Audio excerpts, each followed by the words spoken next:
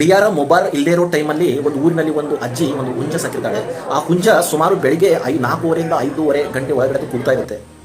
ಅದೇ ಟೈಮಿಗೆ ಆ ಊರಿನ ಜನ ಬೆಳಿಗ್ಗೆ ಎದ್ದು ಅವ್ರವ್ರ ಮನೆ ಕೆಲಸ ಮಾಡಿಕೊಂಡು ಅವ್ರವ್ರ ಜಮೀನು ಕೆಲಸಗಳಿಗೆ ಹೋಗ್ತಾ ಇರ್ತಾರೆ.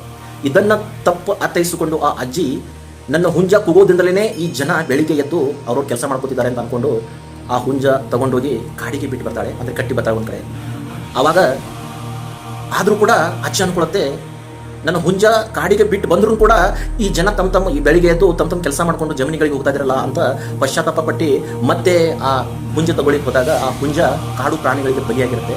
ಇದರಿಂದ ನಾವು ತಿಳಿಬೇಕಾಗಿರೋದು ಏನಂದರೆ, ನಾವು ಎಷ್ಟೇ ಜ್ಞಾನಿ ಧರ್ಮ ನಿಷ್ಠೆಯಿಂದ ನಡ್ಕೊಂಡ್ರೂ ಕೂಡ ನಮ್ಮ ಒಳಗಡೆ ನನ್ನಿಂದಲೇ ನಾನು ಅನ್ನೋದು ಅಹಂ ಮತ್ತು ಅಸೂಯೆ ಅನ್ನೋದು ಬೆಂಕಿ ಇದ್ದರೆ ಅದು ಮೊದಲು ನಮ್ಮನ್ನೇ ಸುಡುತ್ತೆ ಹೊರತು ಇನ್ನೊಬ್ಬರಿಗಲ್ಲ. ಅದಕ್ಕೆ ಆ ದೇವರು ಏನು ಹೇಳ್ತಾ ಇದ್ದಾರೆ ಅಂದರೆ, ನಮ್ಮ ಅವನತಿಗೆ ಕಾರಣ ಆಗೋದೇ ನಮ್ಮ ಒಳಗಡೆ ಇರುವಂಥದ್ದು ನಾನು ನನ್ನೋದು ಅನ್ನೋದು ಅಹಂ ಮತ್ತು ನಮ್ಮ ಅಸೂಯೆ ಎಂಬ ಬೆಂಕಿ ಅಂತ ಹೇಳಿ